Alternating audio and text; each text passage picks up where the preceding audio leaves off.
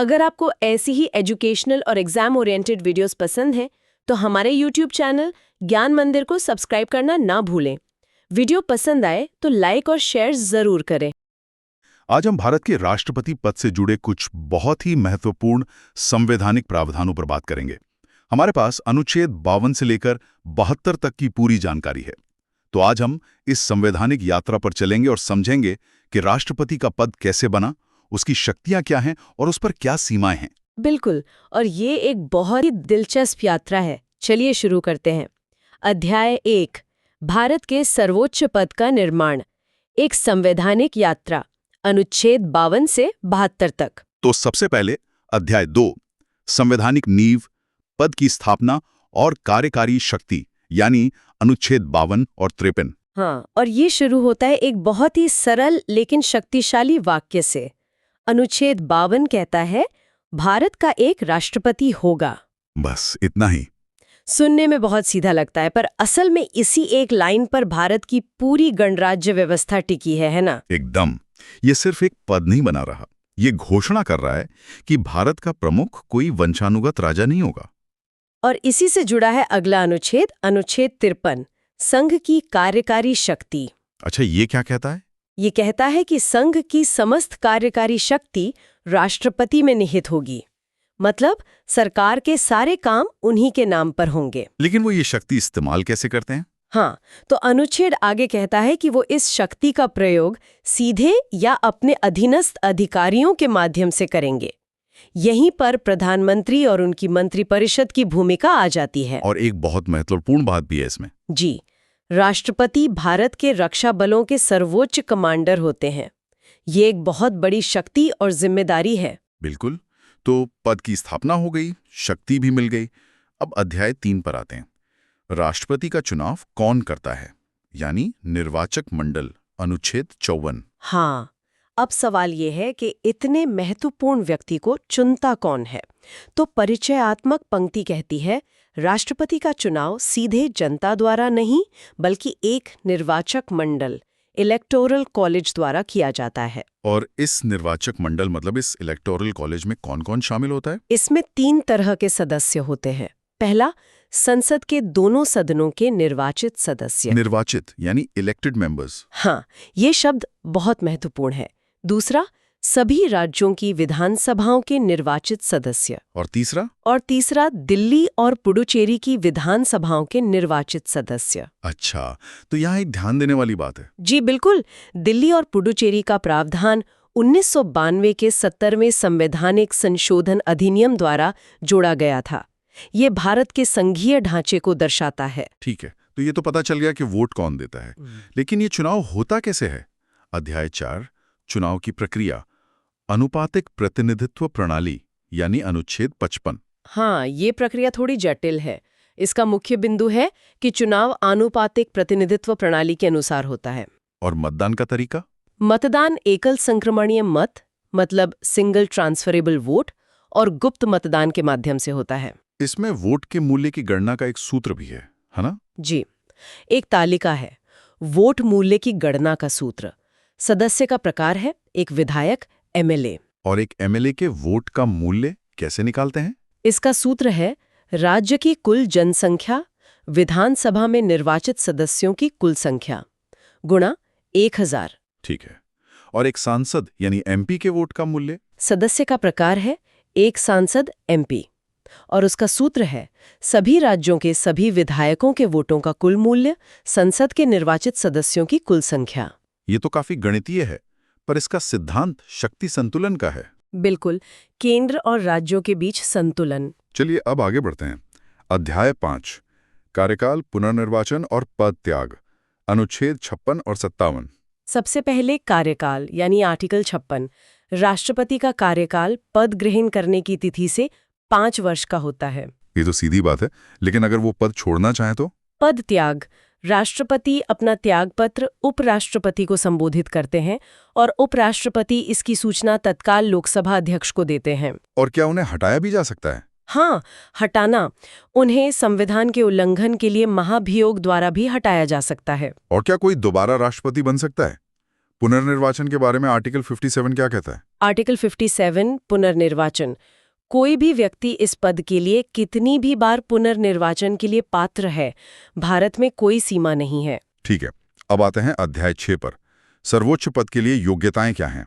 अनुच्छेद 58। हाँ, कौन बन सकता है भारत का राष्ट्रपति? परिचयात्मक पंक्ति है अनुच्छेद 58 के अनुसार राष्ट्रपति के रूप में चुने जाने के लिए निम्नलिखित योग्यताएं आवश्यक हैं। और वो योग्यताएं क्या हैं? पहली, वह भारत का नागरिक हो। दूसरी, उसकी आयु 35 वर्ष से अधिक हो। और तीसरी, वह लोकसभा का सदस्य बनने के लिए योग्य हो। और चौथी, वह किसी भी लाभ के पद पर न हो। तो ये 4 मुख्य शर्तें हैं।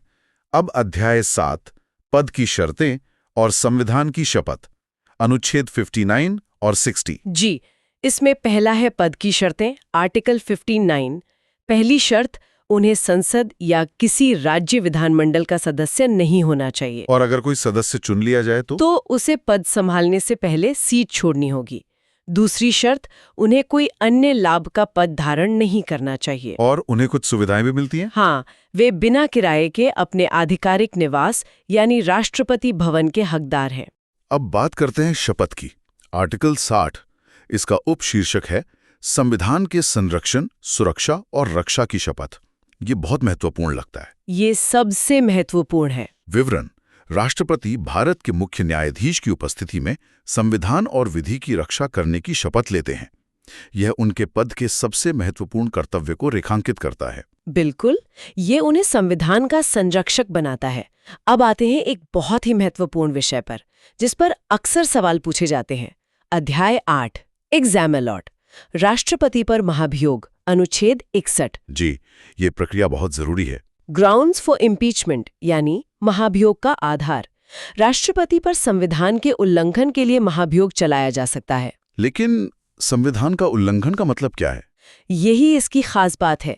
इम्पॉर्टेंट नोट: संविधान का उल्लंघन वाक्यांश को संविधान में परिभाषित नहीं किया गया है, जो इस प्रक्रिया को एक अर्ध न्यायिक और राजनीतिक स्वरूप प्रदान करता है। और इसकी एक और खास बात है। जी, की फीचर: यह प्रक्रिया संसद की किसी भी सदन द्वारा शुरू की जा सकती है। तो चलिए इस प्रक्रिया को स्टेप बाय स्टेप समझते हैं। उपशीर्षक है महाभियोग की प्रक्रिया, एक चरण दर चरण मार्गदर्शिका। ठीक है, तो चरण 1, प्रस्ताव की शुरुआत। यह संसद की किसी भी सदन में हो सकता है और आरोपों पर सदन के 14 सदस्यों द्वारा हस्ताक्षर होने चाहिए। फिर दूसरा चरण? चरण 2, नोटिस। प्रस्ताव पारित करने से पहले राष्ट्रपति को 14 दिन का नोटिस दिया जाता है। इसके बाद प्रस्ताव पर वोटिंग होती है। हाँ, चरण 3, प्रस्ताव पारित पहला सदन। प्रस्ताव को आरंभ करने वाले सदन के कुल सदस्यों के 2/3 बहुमत से पारित किया जाना चाहिए। ये तो बहुत बड़ा बहुमत है। जी, बहुत कड़ा बहुमत। इसके बाद चरण 4, जांच, दूसरा सदन। दूसरा सदन आरोपों की जांच करता है। क्या राष्ट्रपति अपना पक्ष रख सकते हैं? बिल्कुल, राष्ट्रपति को उपस्थित होने और अपना बचाव करने का अधिकार है। और आखिरी चरण? तिहाई बहुमत से पारित कर देता है तो राष्ट्रपति को पद से हटा दिया जाता है। ये पूरी प्रक्रिया याद रखना थोड़ा मुश्किल है। तो अध्याय 9 में इसे याद रखने का एक तरीका है। अनुच्छेद 52 से 61 याद रखने का अचूक तरीका, निमोनिक। जी, और ये निमोनिक है। मैं इसे धीरे और स्पष्ट रूप से पढ़ता हूँ। पकानी कौका दुयोदशम। चलिए इसे विस्तार से समझते हैं।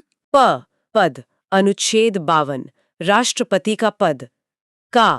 कार्यपालिका, अनुच्छेद 53, संघ की कार्यपालिका शक्ति।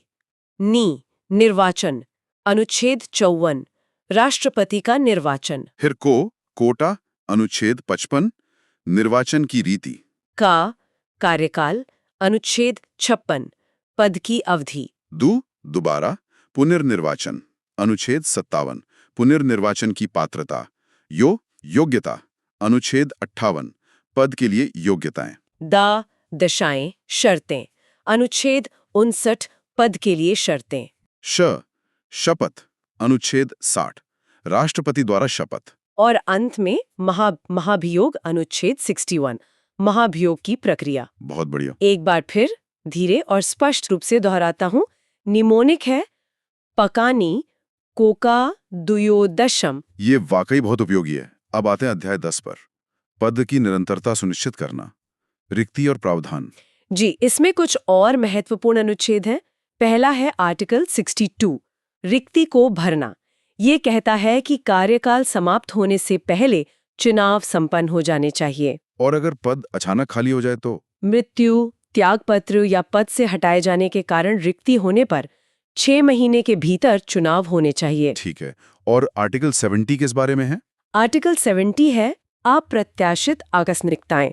यह संसद को अप्रत्याशित आकस्मिकताओं में राष्ट्रपति के कार्यों के निर्वहन का प्रावधान करने का अधिकार देता है। और अगर चुनाव में ही कोई विवाद हो जाए? उसके लिए है आर्टिकल 71, चुनाव संबंधी विवाद।